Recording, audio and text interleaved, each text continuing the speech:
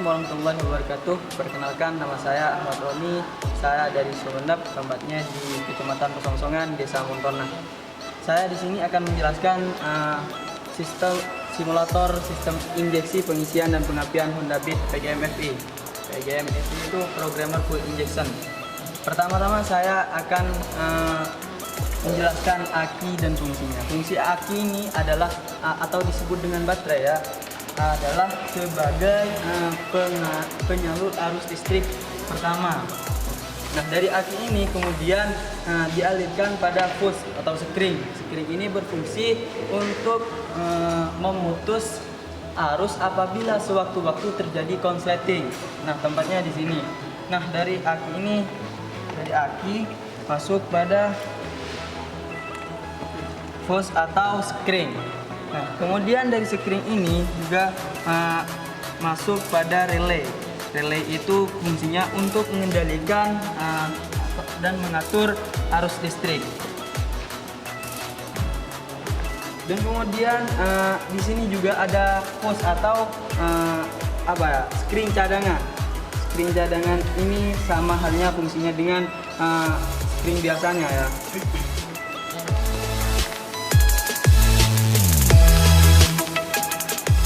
Dan dari sekring sini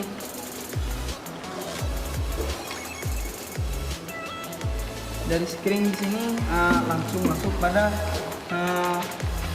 starter.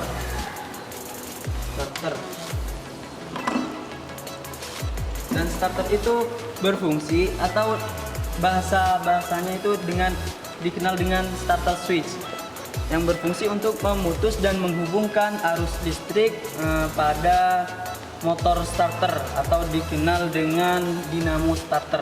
Dari relay utama itu masuk pada engine control module. Engine control module itu adalah otak dari segala sensor di sini. Kalau saya analogikan seperti halnya manusia ya. Manusia itu memiliki otak, yang mana otak itu adalah sebagai pengatur dari semua anggota badan. Nah, misalkan tangan itu bisa bergerak karena otak yang memerintahkannya. Sama halnya dengan ECU atau ECM.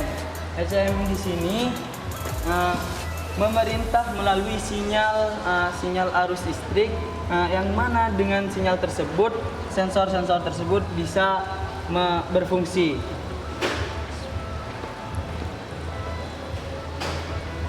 Kemudian dari full pump ya. Full pump ini adalah pompa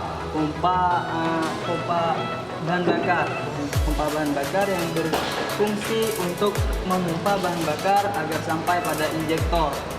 Dan di sini arusnya itu masuk pada engine control module juga.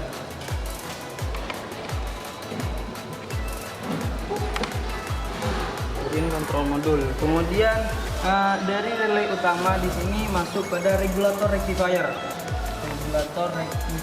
yang berfungsi untuk mengatur tegangan yang sudah dihasilkan dari alternator dan CKP agar tetap stabil, karena arus alternator itu cukup tinggi ya.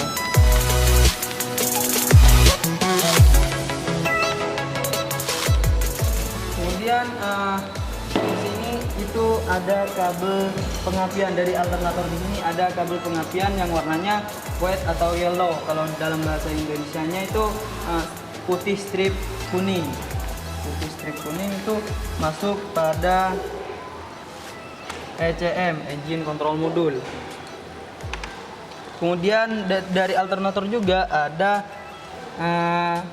yellow, artinya yang artinya kuning. Kuning itu berfungsi sebagai penerangan ya. Penerangan masuk juga pada engine control module. Kemudian dari pengapian di sini dari alternator ya, masuk pada regulator rectifier, sebagai mana yang sudah saya sebutkan tadi, bahwa agar regulator rectifier tersebut bisa menyetabilkan arus yang dihasilkan dari tegangan alternator.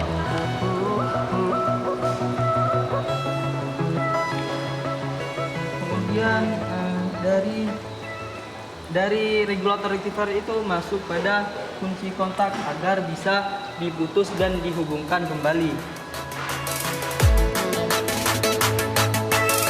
Nah, di sini ada DLC, port DLC yang berfungsi sebagai preset atau mengembalikan semuanya pada peraturan awal atau pengaturan awal ya, pengaturan awal. Nah, di sini masuk semuanya itu kabelnya masuk pada engine control module. Pertama GBI itu masuk pada kontrol modul.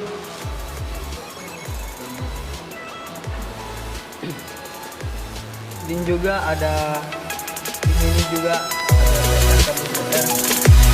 Juga ada kontrol modul. Semuanya ini masuk pada kontrol modul ya. Karena yang berfungsi untuk memerintah dan presetannya itu berada pada engine control module. Dan di sini juga ada sensor EOT. EOT itu singkatan dari engine oil temperature yang fungsinya untuk mengetahui seberapa panasnya mesin. Nah, di sini berfungsi apabila start awal ya, misalkan start awal itu sensor EOT ini akan memberitahukan bahwa kondisi mesin sangat dingin, sehingga apabila pada saat start awal EOT ini memberitahukan pada engine control module agar dipercepat putaran mesinnya yang berada pada alternator. Ini harusnya masuk pada engine control module agar bisa dikontrol dan diperintahkan oleh modul ya. Kemudian di sampingnya ini ada RPM, rotasi per menit. Rotasi per menit atau rotasi putaran mesin. RPM ini adalah alat pengukurnya yang disebut dengan tachometer. Nah, tachometer itu ada dua macam ya. Satu tachometer analog dan dua tachometer mekanik. Nah, di sini adalah tachometer analog. Nah, kenapa saya katakan analog? Ya, karena pasti kita tahu lah, kalau kita sama-sama mekanik pasti kita tahu bahwa ini adalah sistem analog karena di sini tidak langsung menunjukkan angka. Sedangkan tachometer mekanik itu langsung menunjukkan angka sebagaimana yang berada pada dialer-dialer mesinnya, dialer-dialer resmi. Kemudian di sini ada injektor. Injektor ini berfungsi untuk mengaburkan bahan bakar. Bahan bakar yang telah dipompa oleh fuel pump, kemudian dikaburkan melalui throttle body, yang mana dalam throttle body tersebut ada udara yang masuk melalui throttle valve, yang sensornya itu berada pada throttle position di sini ya, throttle position. Yang fungsinya throttle position tersebut adalah sebagai pengontrol pembukaan throttle valve yang berada di dalam throttle body. Nah, apabila kita ingin mengetahuinya apakah ada kerusakan misalkan ya, maka kita cukup dengan mengetahui sensor-sensor di sini ya. Nah, di sini itu dilengkapi dengan MIL, malfunction indicator lamp, yang memberitahukan pada pengendara bahwa ada kerusakan, dan lampu MIL itu berada pada speedometer. Speedometer ada di sini ya, tepatnya lampu kuning yang berbentuk mesin itu. Nah, itu disebut dengan lampu MIL, malfunction indicator lamp.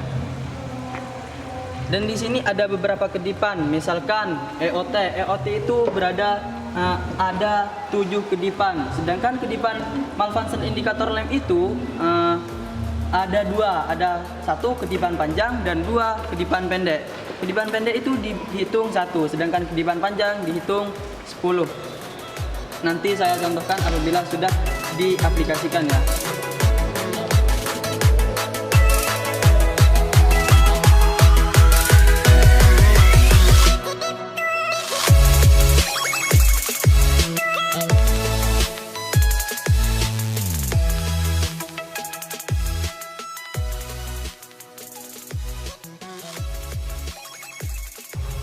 Kemudian ada sensor O2. Sensor O2 ini, sensor O2 itu berada pada saluran buang. Saluran buang itu adalah knalpot. knalpot di situ ada sensor yang berfungsi untuk mengoreksi kandungan udara yang berada pada saluran buang. Yang mana apabila di situ kan sudah ada di dalam lubang bakar itu sudah ada bahan bakar dan udara. Bahan bakar dan udara yang sudah dicampur. Kemudian terjadi pembakaran. Setelah terjadi pembakaran itu dibuang. Nah, pembuangan tersebut yang kemudian dikoreksi oleh O2 ya, yang telah dikoreksi oleh O2. Nah, apakah terlalu banyak bahan bakarnya atau terlalu banyak udaranya? Nah, maka O2 ini memberitahukan pada engine control module. Apabila terlalu banyak bahan bakarnya, maka akan diberitahukan pada injektor agar tidak terlalu banyak. Dan ini kabelnya masuk pada modul juga biar bisa memerintah melalui sinyal-sinyal arus listrik.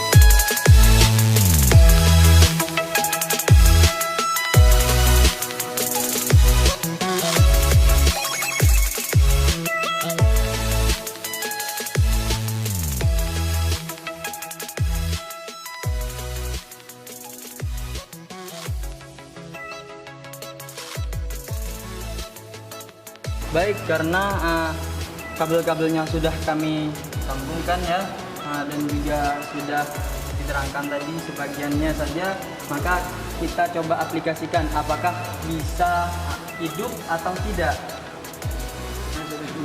Karena terbukti kan, berarti ini alur listriknya benar, kemudian ini bisa hidup. Demikian penjelasan kami dari simulator sistem injeksi, pengisian dan pengapian Honda Beat PGM-FI. Kami sebagai perwakilan dari siswa UBA SMKS dari jurusan TBSM Teknik dan Bisnis Sepeda Motor, kurang lebihnya mohon maaf. Wassalamualaikum warahmatullahi wabarakatuh. SMK bisa.